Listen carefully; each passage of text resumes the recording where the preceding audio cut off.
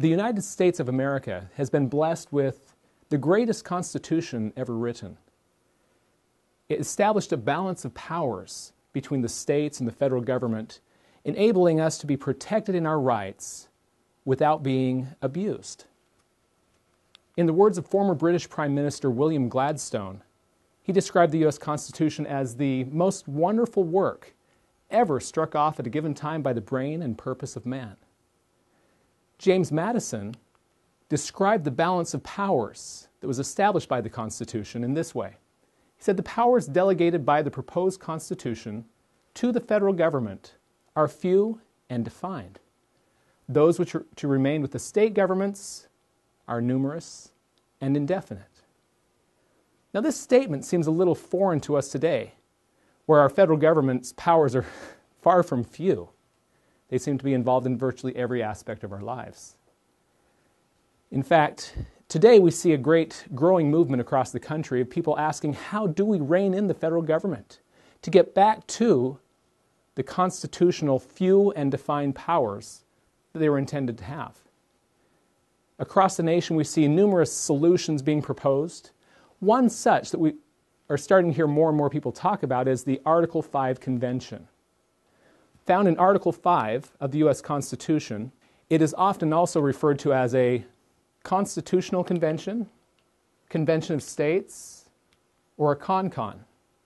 But in Article 5, it refers to it as a convention for proposing amendments. Various amendments are being discussed right now that could possibly rein in the federal government. And so various groups are now proposing to state legislatures, trying to sell this idea. We need certain amendments and we could rein in the federal government. And one of the most notable topics is a balanced budget. Today, though, I wish to speak about some concerns I have about this process. Those that are advocating an Article 5 convention, typically in their zeal to promote this idea and sell it to state legislators, overlook and don't mention certain bits of information, historical facts, that need to be considered in order for state legislators to make a well-informed decision on this process. So today, we'll talk about the Article 5 Convention and especially, what are they not telling you? This will consist of 4 parts.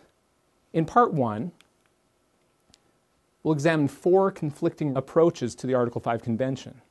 We find that even those that are promoting the Article 5 Convention don't agree with each other on what is truly the constitutional yet safe way to call for an Article 5 Convention. In Part 2, we'll examine what Article 5 really says, and then compare it to the claims being made by those promoting the Article 5 Convention. Then in Part 3, we'll cover the 1787 precedent. In 1787, we had the Constitutional Convention where the U.S. Constitution was written. And it set a very interesting precedent. There's a lot of debate today on whether or not the 1787 Convention stepped outside the bounds of their authority, if it was a runaway convention or not. In this section, we'll examine what I consider 3 indisputable facts that clearly define whether or not this convention was overstepping the bounds of their authority. And then finally, if we don't use the Article 5 Convention, are there other solutions? Are there other possibilities of what we can do? We'll examine what I consider to be the true constitutional solution to our problems today. So with that, Section 1, 4 conflicting approaches to the Article 5 Convention. At the end of the Constitutional Convention of 1787, James Madison expressed some concerns for what was written in the Constitution. He felt one part of it was not fully borne out, wasn't fully detailed like it should be. In this he says, relative to the Article 5 Convention, difficulties might arise as to the form and the quorum of the convention. How should this quorum be formed? Who should be the delegates? How should they be called? And so on. This wasn't spelled out in the Constitution. And he felt this could lead to future problems. There's some confusion over how an Article 5 convention should work. He was saying right from the beginning in 1787. That was never remedied. Today we see this confusion. The first group that I'd like to point out of 4 conflicting approaches is those who are promoting what I call amendment verbatim. They feel that an Article 5 convention is so dangerous, the only safe way to call for a convention is if we've already written the amendments ahead of time, leaving to the convention the job merely to vote up or down on whether or not to approve the pre-written amendments. Two prominent groups promoting this approach, Compact for America, and the other one is the Countermand Amendment. In both cases, they've already written out the amendment verbatim. And the states are supposed to tell their delegates, you're sworn to only vote up or down. You're not to change anything in this amendment. No spelling, punctuation, or anything. Now, with both of these, I would consider them to be the most constitutionally illegitimate proposals that are out there, because they're taking from the convention the only power the convention has, that of proposing amendments, and doing that job for them. Interestingly, the U.S. House Judiciary Committee agrees with me on this. In 1993, they published a report saying if state legislatures were permitted to propose the exact wording of an amendment and stipulate that the language not be altered, the convention would be deprived of this function and would instead become part of the ratification process. The Constitution gives the convention one power: propose amendments. And if we do that for them, what is their job then? So again, I would guarantee that if we were to call for a convention under one of those two, it will see lawsuits over it. And I'd be willing to bet that the Supreme Court would rule what I would consider correctly: the states do not have the power to propose the amendments. That's the role of the convention. Now, also interestingly, the other groups promoting an Article 5 convention agree with me on this, that that's not a legitimate way to call for a convention. So other groups propose it in other ways. For example, the next topic I would consider is the amendment topic. They will specify the amendment topic, but not spell it out in detail. They might give some of the specifics, but it hasn't fully been written. An example of this is the Balanced Budget Amendment Task Force, where they have specified that the sole purpose of the convention is to propose a balanced budget amendment. They give some of the details of what it should contain, but they haven't actually written the amendment yet. Again, I feel this may be overstepping the bounds. It's supposed to be the convention that's proposing the amendments, not the states. But as they start doing so, some of the specifications they give might cause some significant problems. For example, with this particular amendment application, the exact wording says that in the absence of a national emergency, Congress must balance the budget. That's what they want in the amendment. Then unless there's a national emergency, Congress must always balance the budget. And of course, that would make Congress balance the budget when? When was the last time we had a national emergency? The answer is today. And every day since 1979. We've been under a constant state of national emergency since 1979. In fact, here we have a USA Today article talking about that. America's perpetual state of emergency, declaring that today we actually have 30 simultaneous national emergency declarations on the books. Now, the Balanced Budget Amendment in particular has some interesting history. Back in 1983, we almost had enough states applying for a convention for this purpose. It takes 34 states applying for the convention. We got up to 32. We were 2 states away from having this convention. And those promoting it say, if only we had gotten those other 2 states to apply, we would have balanced the budget. My answer is, when? Which years? Which years did we not have this escape clause apply? Well, none of them. There's not been one moment since we almost had that convention that it would have done anything for us. So on the one hand, if we were to have this amendment, at best I would say it would be impotent. It would do nothing for us. But worse yet, I feel like it could also do some harm. Here's why. What they are proposing to do is require Congress to balance the budget, right? If we look at what our current budgetary levels are, annual budget this year is supposed to be coming in right around $4 trillion. And the revenue, a little over $3 trillion. We're coming up short about $800 billion. And so, if Congress is operating with a balanced budget requirement, what would they do? Lower spending or increase taxes? Well, they could do either. I think they'll probably increase taxes. But let's just say they lower the spending to meet revenue. That would trim the federal spending by about 10 to 15%. Great. Does that help us? There's a third option here, besides just raising taxes to meet budgetary measures here, and that is the constitutional approach. The constitutional approach says Congress can only spend money on those things which are authorized by the Constitution. Notice that one's a little bit lower than the other two. In fact, by current estimates, it's about 20% of current spending levels. If Congress were to follow the enumerated powers of Congress and only spend money on what they're authorized by the Constitution, it would trim over 80% from the federal budget. We would have a budget surplus of more than $2 trillion annually, and we'd be able to pay off the national debt in just a few years. That's the constitutional balanced budget requirement that already exists. Now, if we replace that requirement with a new balanced budget requirement that simply says Congress can spend any amount of money up to spending all the revenue, we've now replaced the enumeration of powers. Congress can do anything they want as long as they don't spend too much money. You've now replaced this enumeration of powers and made spending all the way up to total federal revenue constitutional. But worse yet, if they raise taxes to meet current levels, you could now say that our current out-of-control federal government has become constitutional because they're not spending more than they're allowed to. We've replaced the enumeration of powers with a budgetary requirement. So not only do I feel that the balanced budget amendment requirement could be neutral, do nothing for us, it could also do tremendous harm. Let's go on to the next category here, and that being objectives specified. They're not saying what amendments need to be proposed, but here are the goals. Now, with the objectives specified, I feel one of the best ways to understand how this works is comparing it to something maybe all of you have experienced.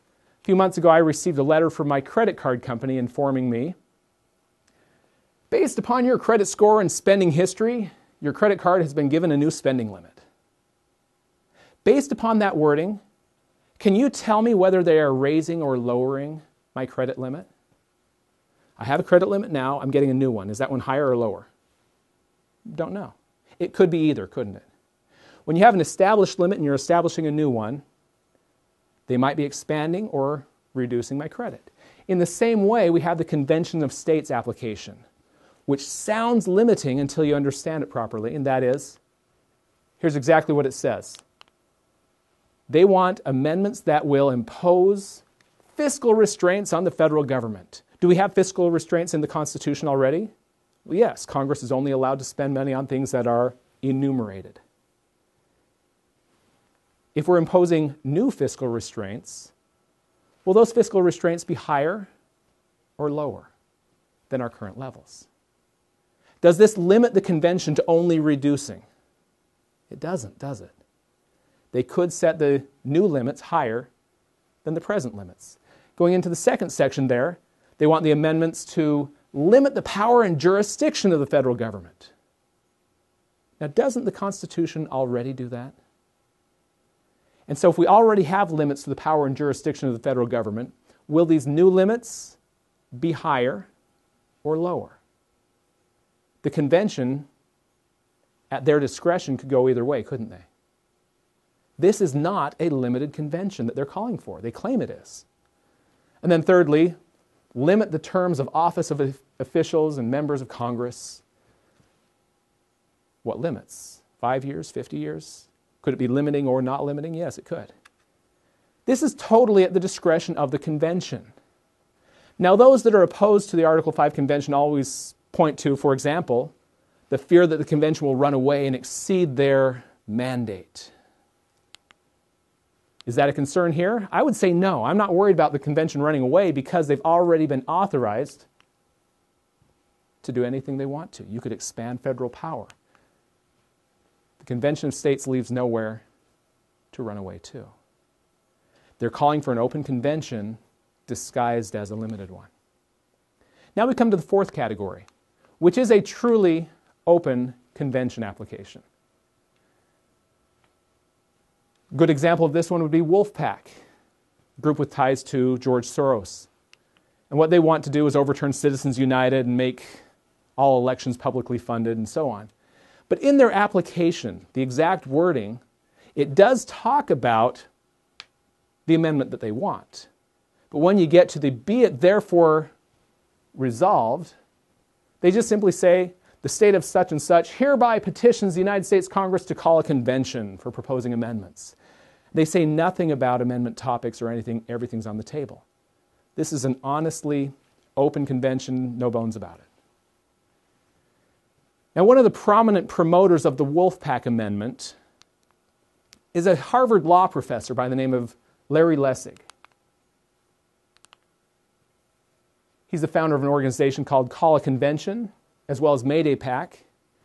He was a 2013 Bilderberg Conference attendee, and he's also served as a campaign advisor for the Obama administration. Definitely a good resume for a strong liberal. And he has openly declared, for example, when he was asked about the 1787 convention, was it a runaway convention? Sure it was. And then he follows that up with saying, let's have some more runaway conventions. He likes the idea. In addition to that, he's seeking a truly open and constructive Article 5 convention. Open meaning no limits. Anything's on the table. Why? Because he says it's time to rewrite our Constitution. Now, maybe that's not all that surprising coming from a more liberal political perspective. But what is surprising to me is to find that he's also been working jointly with the leaders of Convention of States, traveling around the country, promoting the Article 5 Convention, helping them in their cause as well. And even more surprisingly, he serves on the Board of Advisors for Compact for America. Why would he be interested in helping them advance their conservative amendments? Unless, as he said before, it's time to have more runaway conventions. By getting them to their convention and then letting it become a runaway convention, he can get to his goal of rewriting the Constitution. Interesting strategy, and something we need to be aware of. Calling for any type of a convention, whether we believe it to be limited or not, can become an unlimited convention. We'll show more of that in parts 2 and 3 of this video. But in conclusion, James Madison again expressed some concerns. Shortly after the new Constitution had been proposed and ratified, there was a lot of talk about, well, let's use this provision of Article 5 to make changes to it immediately. He was very concerned about this effort. In a letter to Tuberville, as it's called, he says, having witnessed the difficulties and dangers experienced by the first convention, I should tremble for the result of a second. I feel the same way. That in today's situation, political environment and so on, I can't imagine anything good coming from a convention. So with that, we conclude the part 1. 4 conflicting approaches. They can't agree with each other on the proper and safe way to call for a convention. And I agree. I don't think there is one. Thank you.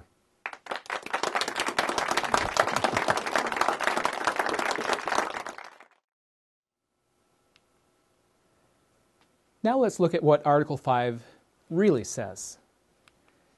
At the beginning of Article 5, it talks about 2 ways of amending the Constitution.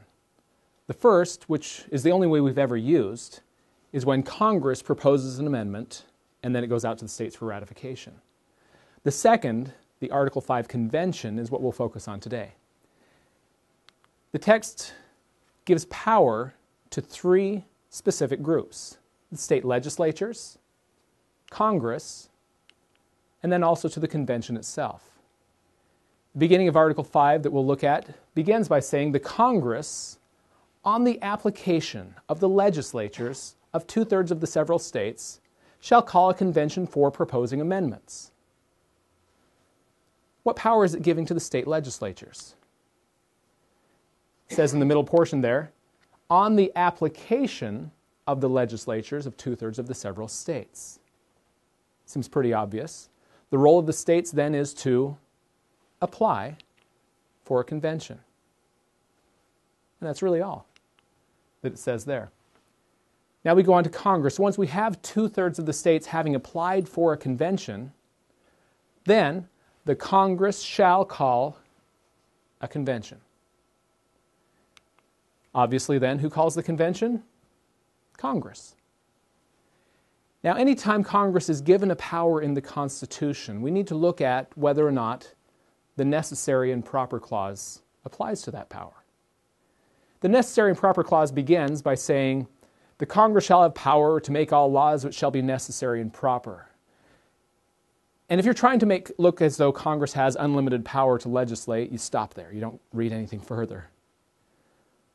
But as it goes on, it actually specifies what it applies to very specifically. Here's what it says. The Congress shall have power to make all laws which shall be necessary and proper for carrying into execution the foregoing powers. Let's pause on that for just a moment.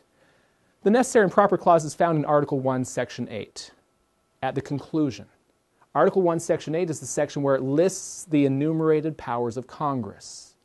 And after that list of powers given to Congress, it says, Congress has the power to make all laws that shall be necessary and proper for carrying into execution this list of powers, the foregoing powers. So that's what that first portion refers to, the enumerated powers of Congress. But it also then says, and all other powers vested by this Constitution in the government of the United States, that's number 2, or any department of the federal government, or officer thereof. So the necessary and proper clause really applies to 4 different categories. The enumerated powers found in Article 1, Section 8, powers given to the federal government as a whole, or powers given to a department of the federal government or an officer of the federal government. I want to ask the question, to what are they referring when they say a department of the federal government? What is a department when our founding fathers refer to that phrase? The EPA? The Department of Education? Department of Homeland Security? Of course, none of those were envisioned by the founding fathers. But when we look at, for example, Federalist number 51, it uses the phrase department 15 times. Every time they're referring to a department there, they're referring to one of the branches of the federal government. So when it's referring to a department of the federal government, it must certainly at least include Congress, the executive branch, and the judiciary. So now let's look at Article 5, the power to call the convention. Who was it given to? Was it given to the federal government as a whole? No. It was given to Congress, right? So that power given to Congress was a power given to a department of the federal government. Does the necessary and proper clause apply? Yes, it does. So based upon that, when Congress has the power to call the convention, they also have the power to make all laws that shall be necessary and proper for carrying into execution the call of a convention. This isn't just my opinion. The U.S. Senate Judiciary Committee, back in 1984, published a report saying, as a necessary incident of its responsibility to call the convention, Congress must have the authority to determine that the constitutional preconditions exist for such a convention. The Congress as well clearly possesses the authority to set forth the necessary and attendant details of the convention. I point this out because this is very different from those who are marketing this idea to our state legislators, telling them, oh no, you as state legislators will determine all the details of the convention. Congress has not historically taken that view, but rather that they have the power to work out all the details of the convention, particularly of the call of the convention. So whether or not you agree with that interpretation, that is the view that Congress has historically taken. And if we call a convention today, they will likely act on that viewpoint as well, that they make the rules for the convention. Next, we get to the power of the convention itself. Article 5 defines the convention as a convention for proposing amendments. Now I'm reading that to mean that maybe the convention is the one that proposes the amendments. Maybe I'm naive, I don't know. But when you have a convention for proposing amendments, I would assume that that convention would propose the amendments. Pretty clear. So we'll put that up there as their power. The power to propose the amendments is given to the convention. Now, once we have amendments proposed, now it turns to the ratification process. It continues on. These proposed amendments shall be valid to all intents and purposes as part of this Constitution when ratified. Now it's going to list two different ways for ratification. When ratified, number one, by the legislatures of 3/4 of the several states. So clearly that's another power for the state legislatures is ratification, if we go with ratification option number one. However, it also gives another option, or by conventions in 3/4 thereof. Ratification option number two, then, could totally bypass state legislatures and have ratification happen by special conventions held in each state. Who decides which ratification process we use? Reading on, as the one or the other mode of ratification may be proposed by Congress.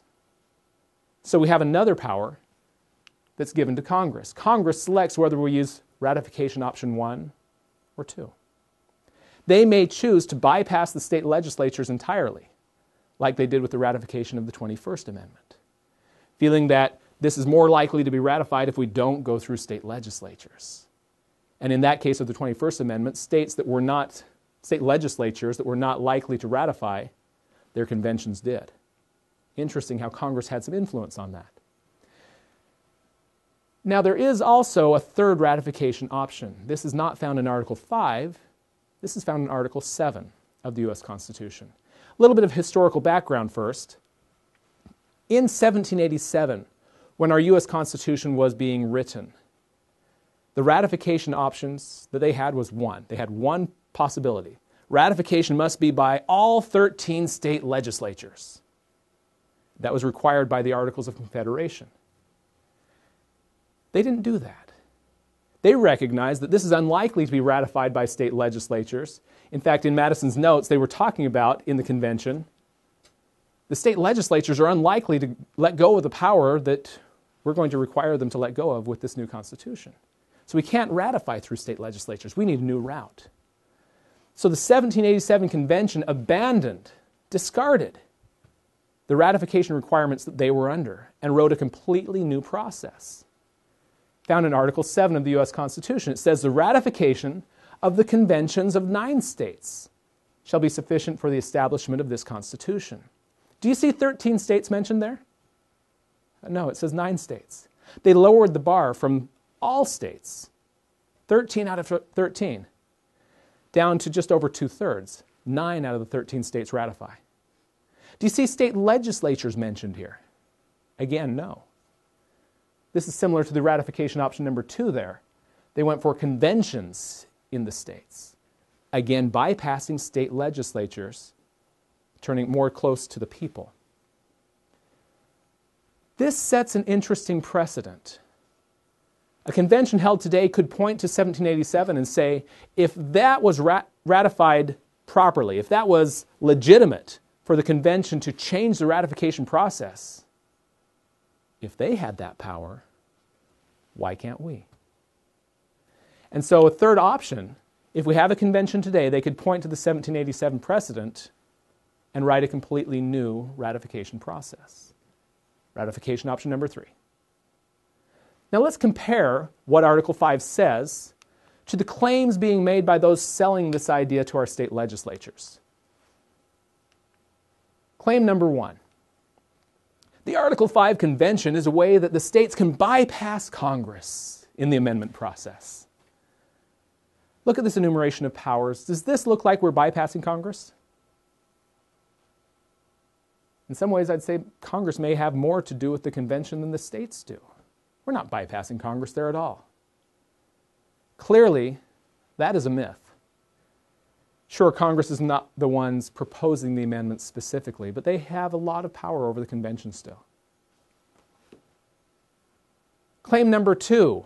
The states can propose the amendments ahead of time to make sure that the convention doesn't get out of control. Who proposes the amendments? Very clearly, a convention for proposing amendments is the ones who propose amendments. That power is in the convention, not the states. For the states to do this, that is a usurpation of constitutional authority, isn't it? Claim number 3. The states can make all the rules for the calling of a convention. Sure, that's what they're being told. But Congress has clearly demonstrated that they feel they have that authority, and I feel they have a strong case constitutionally for being the ones to make all laws for the calling of a convention. This is highly unlikely to happen in the case of a call for an Article 5 convention. Congress has already demonstrated their intent to make those rules. We'll cover that more in just a moment.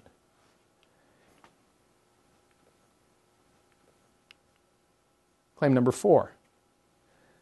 State voting power will be one state, one vote. Every state will have an equal say at the table of a convention.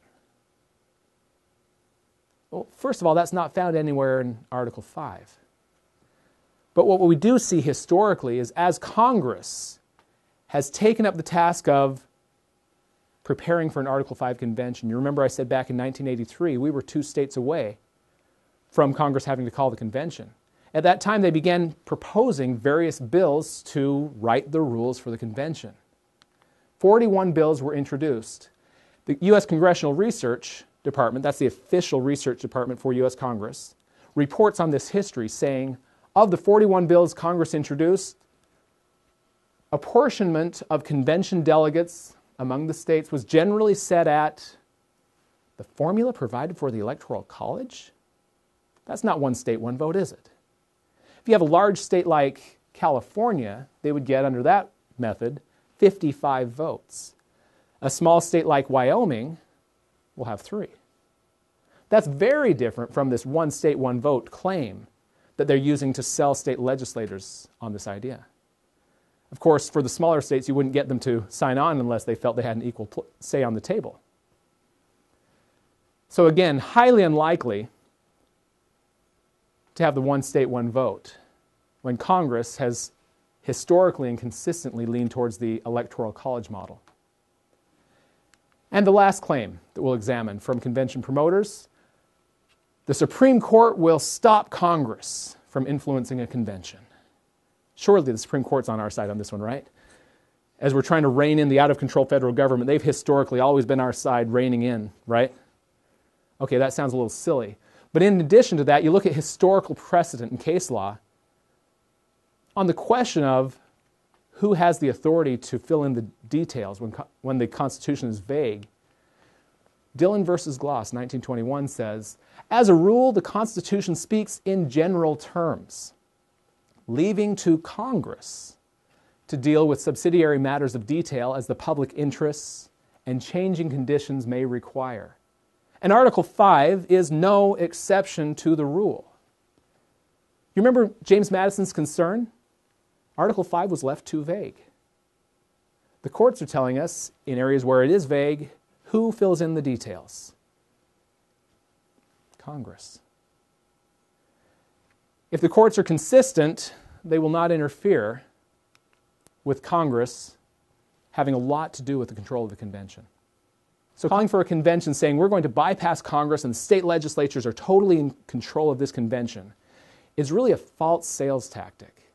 There's no reason to expect that will happen when we call for an Article 5 convention. Congress will have a lot to do with the makeup of how the convention is called and who is selected as delegates and so on. In fact, one more quote from the Congressional Research Service. Congress has not in general embraced the theory that its role is purely ministerial or clerical, and that its work is done when a convention has been called. On the contrary, it has traditionally asserted broad and substantive authority over the full range of the Article 5 Convention's procedural and institutional aspects from start to finish. Congress intends to have a lot to do with this process. Congressional research also says that they determine the number and selection process for delegates for the states, and they have dictated the formula for allocation of votes, how many votes each state gets. If Congress is telling the states how to choose their delegates and how many votes they get to have, that can have a tremendous amount of influence over the convention. A little rule of thumb here. Remember that he who chooses the delegates chooses the outcome. If I were handpicking all the delegates, I think it would have a very different outcome than if Nancy Pelosi was handpicking all of the delegates. Very different conventions. Who has the influence over the selection of those delegates? Looks like Congress is going to influence that. So again, this is not a bypassing of Congress by any means. Our state legislators need to be aware that what they're being sold isn't completely the truth. Thank you.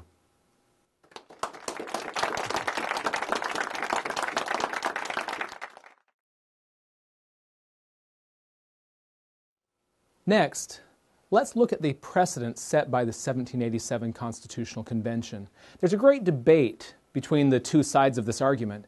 Was the 1787 Convention really a runaway convention or not? And really, I feel there's no room for debate anymore. The historical record's very clear. And in that, we'll look at 3 indisputable facts from history that show really it was a runaway convention. So in answering this great question, so was the 1787 Convention a runaway convention? That really depends on how you define a runaway convention. If today the states were to apply for a convention and specifically stated as limited to proposing a balanced budget amendment, this is the only thing you can talk about. And then if Congress were to respect that wish and also declare when they call the convention, this convention that we're calling is limited to only proposing a balanced budget amendment. So now we have a truly limited convention. And then both of them, in their calls for the convention, remind the delegates that whatever you come up with must be ratified by the Article 5 process, which states 3/4 of the states must ratify. You can't change that. So here we've established rules of a limited convention today. And then if the convention ignores these limits, makes broad and sweeping changes to the Constitution, and then creates a completely new ratification process by turning it over to the people for a simple majority vote of American voters. Would you consider this to be a runaway convention? I think anyone would consider that to be a runaway convention, and when we talk about that, this is the fear. Oh no, that could never happen, those that are promoting this would say. And yet that is almost exactly what did happen in 1787. Let me demonstrate. First, when the 1787 Convention was being called, and as the commissions were being sent out to the delegates from various states, we find that 11 states gave specific limitations of power to the delegates of the convention. Congress also gave specific limits, and the existing Constitution, the Articles of Confederation, also had limits of power for the ratification process. All of these were limitations on the power of the convention. For example, as we look through the state resolutions, as they gave power to their delegates, 3 states and Congress specifically said that this convention was for the sole and express purpose of revising the articles, not replacing them. In addition to that, 2 states referred to, in the Articles of Confederation, Article 5 was certain powers the states were given. The power to recall their members of Congress, term limits for Congress, the fact that Congress had no pay while they were serving. 2 states referred to this section and said this must be preserved. Whatever else you change in the Constitution, the Articles of Confederation, we must preserve those Article 5 powers the states had. And last, 10 states, Congress, and Article 13 of the Articles of Confederation reference the need for ratification by all 13 state legislatures. Now, 9 of those states, that was found in their instructions they were giving to their delegates, again in this document. The 10th state, Rhode Island, as most people know, didn't attend the convention. But interestingly, they sent a letter to the convention First of all, explaining why they weren't coming, but then reminding, even though we're not there, whatever you come up with in this convention will require our approval, because it takes all 13 state legislatures to ratify. So Rhode Island sent a letter to the convention reminding them of this ratification requirement. So in all totaled, we have 11 states, Congress, and the existing Constitution all imposing limits of power on the convention held in 1787. So was that convention a limited convention or unlimited? As it was called, it clearly was a limited convention. Is that what happened? Well, no. Were those limits obeyed? 3 states in Congress saying it should be only for the purpose of revising the articles. That's not what happened, is it? They replaced the document with a completely new U.S. Constitution. That was ignored. Were those provisions found in Article 5 of the Articles of Confederation protected? Again, no. That request from those states was ignored. And then the big one, the ratification process. As we covered in the previous sections of this video, the ratification requirement of all 13 state legislatures was ignored. So this is a convention held in 1787 that was called as a limited convention, and once it convened, it became an unlimited convention. All of the limits of power that they were given were violated. Now, as we look at the record that James Madison wrote of the debates and discussion in 1787 during that convention, there was a lot of talk about, do we have the power to do what we're talking about doing? The debate went back and forth. Here's just one excerpt where Alexander Hamilton is saying, to rely on and propose any plan not adequate to these exigences. They use that word differently in different ways, but exigences refers to a strong need, an urgent need. And so they felt that the changes they were proposing were urgently needed. And to propose any plan not adequate to these needs, merely because it was not clearly within our powers, would be to sacrifice the means to the end. What's he admitting in the middle here? Okay, so these things that we're proposing may not be clearly within our powers, but we really need to do it. What's he admitting? Sure, we're overstepping the bounds. In addition to that, after the convention had finished their work, September 17th, 1787, they signed the document, and then it went out to Congress and to the states for ratification. And during the ratification debates, should we ratify this new proposed Constitution, this created the Federalist Papers. And in Federalist 40, James Madison addresses the charge against them that you overstepped your bounds, you exceeded your authority. This was a runaway convention, the Anti-Federalists said. In Federalist 40, James Madison doesn't refute those claims, he admits them. He says, for example, it was therefore essential that such changes be instituted by some informal and unauthorized propositions. What's he saying? That what they did was unauthorized, but needed, and so it's therefore justified. And specifically talking about the changes to the ratification process, he says, it is admitted that the convention have departed from the tenor of their commission. Again, clearly admitting the 1787 convention did overstep their bounds. It was a runaway convention. There's really no room for debate on that historical point. But then the question remains, was the Constitution illegally adopted? James Madison answers this one for us as well in Federalist 40. And I would compare this to, you go into a store and you're proposing to the store clerk a particular deal. If I buy 5 of these, can I get a little more of a discount? I don't know if I can do that. Can I talk to your manager? You go and talk to the manager approves your deal. Do you need to go back to the store clerk now and get his permission? No, you went over his head. In the same way, Madison describes that they went over the heads of the states, of Congress, and even over the heads of the existing Constitution by turning to the power of the people themselves. There he says, The higher authority they referred to was the transcendent and precious right of the people to abolish or alter their governments as to them shall seem most likely to affect their safety and happiness. He's paraphrasing from the Declaration of Independence, isn't he? The right of the people to alter or abolish trumps any limit of power the states may try to impose, or Congress may impose, or even limits of power on the convention from the existing Constitution. The ultimate power in this country is the people themselves. And in fact, in Madison's own notes on June 5th, he describes that in order to make these unauthorized changes legitimate, we need to turn to the ultimate power, the people themselves. And so they called for ratification conventions in each state, which they felt represented the people most closely, creating a power to bypass limits of power from the states, Congress, and the Constitution. So was the Constitution illegally adopted? Was what they did unauthoritative? No. They simply appealed to a higher authority.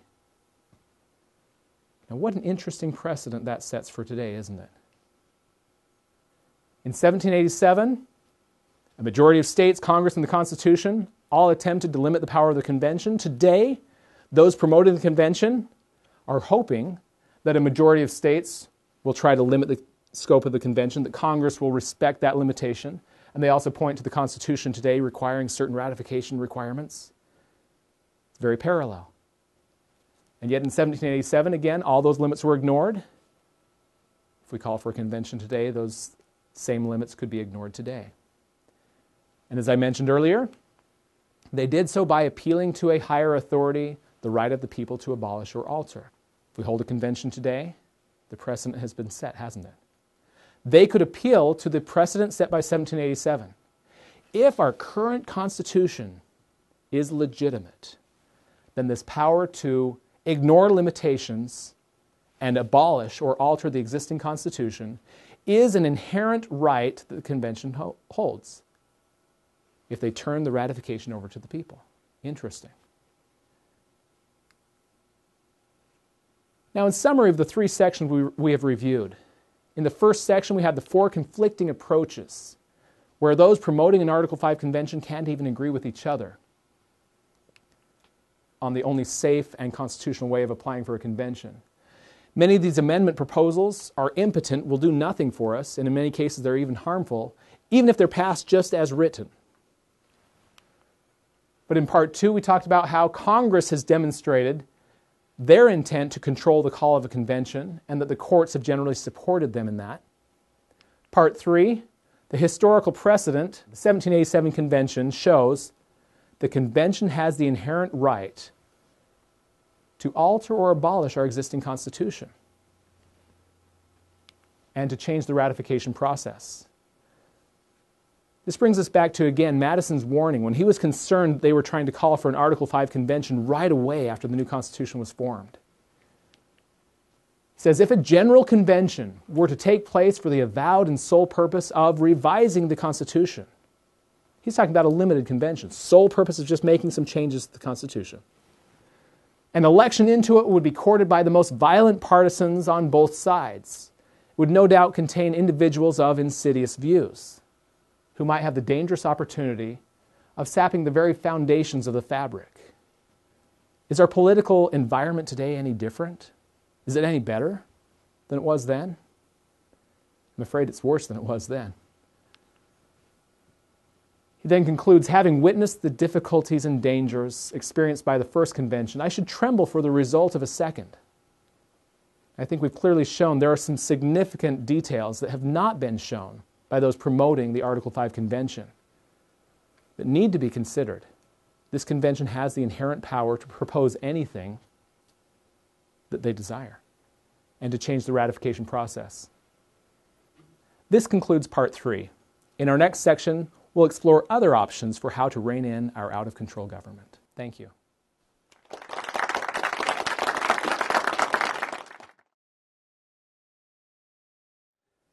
So if we don't use the Article 5 convention, do we have other options?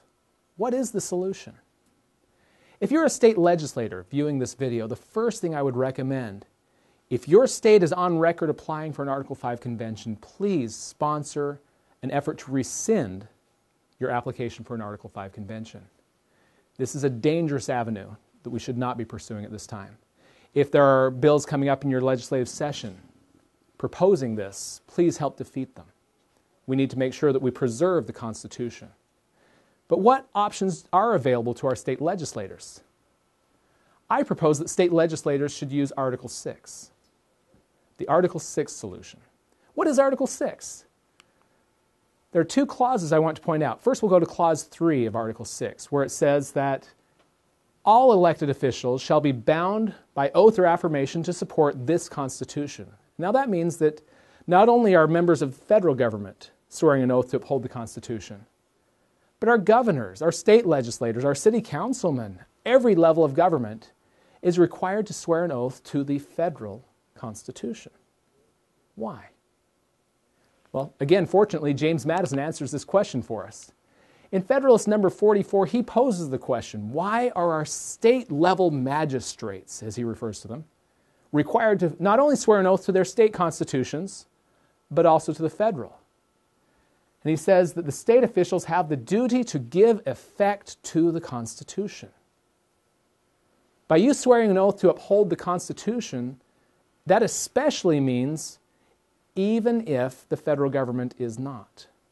When the federal government is violating the Constitution, is your oath to follow them or to uphold the Constitution? Well, clearly, we need more state legislators and governors that are willing to make a stand and say that is not within the jurisdictional power of the federal government, and we will not allow them to proceed with this. We also turn to Clause 2 of Article 6. This is known as the Supremacy Clause. It says, this Constitution and the laws of the United States which shall be made in pursuance thereof shall be the supreme law of the land. This is generally viewed as all laws made by the federal government are supreme. But that is not what it says. The phrase in pursuance thereof defines it. Laws of the United States that are made in pursuance, in following the Constitution, are supreme. What does that mean of laws that are made not following the Constitution? Well, again, the Federalist Papers answers that question for us in Federalist 33. Laws made not in pursuance thereof are, quote, merely acts of usurpation and will deserve to be treated as such. That's some pretty bold words, isn't it? How do you treat an unconstitutional law as an act of usurpation? You resist it, you stand in the way of it any way you can. In many cases, our state governments are relied on to help implement unconstitutional actions of the federal government. Does this ever work? If a state stands up and refuses to go along with a federal mandate or law? Absolutely. There's actually a long history throughout our nation's history of states blocking federal action that they felt was unconstitutional.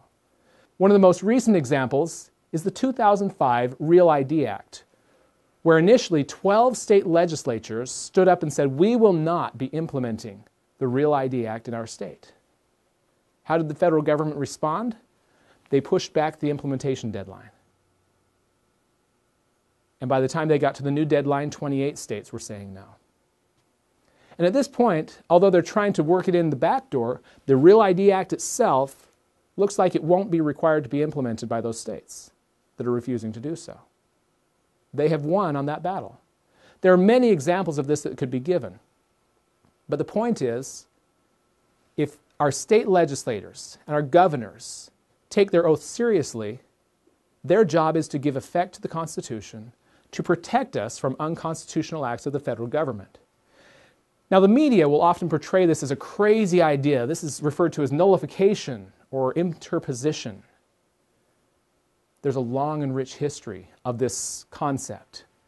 The spirit behind these, where an intermediate government official protects the rights of the people against a higher level government official. That's the same concept that gave us things like the Magna Carta, the Boston Tea Party, the Declaration of Independence, and even the entire American Revolution. To say these are radical and crazy ideas is to speak against each of those as well.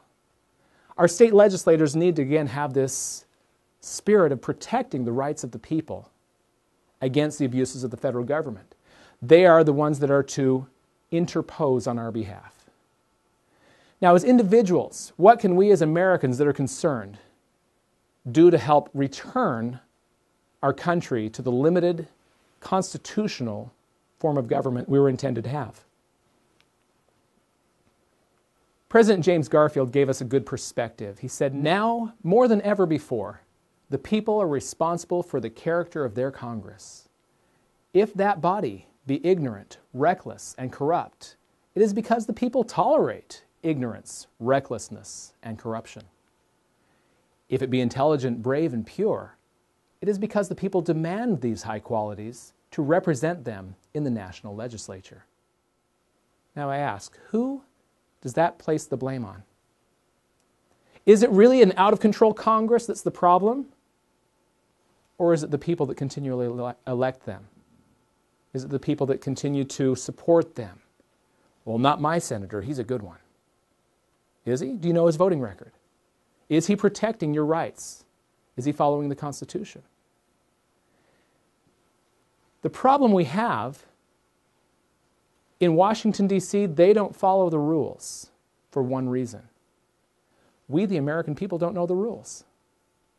How many in our country could clearly articulate the line between what is supposed to be in the federal jurisdiction, what is in their power, and what was left to the states, and what was left to the people?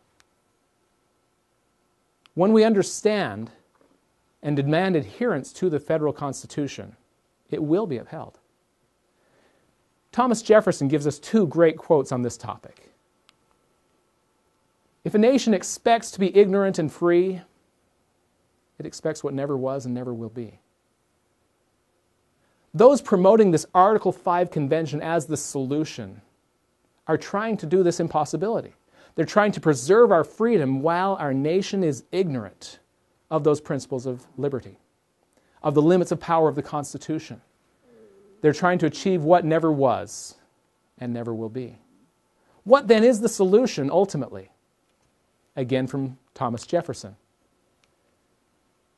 Educate and inform the whole mass of the people. They are the only sure reliance for the preservation of our liberty. When the people understand the Constitution, they're now empowered to hold their elected officials accountable to it. When we understand and demand adherence to the Constitution, it will be followed. For that purpose, the John Birch Society has produced 6 lectures on the Constitution to help us become familiar with the limits of power the federal government is supposed to be following, as well as how to get back to it. It's time to restore the Constitution in the hearts and minds of the people and in the actions of our federal government. Thank you.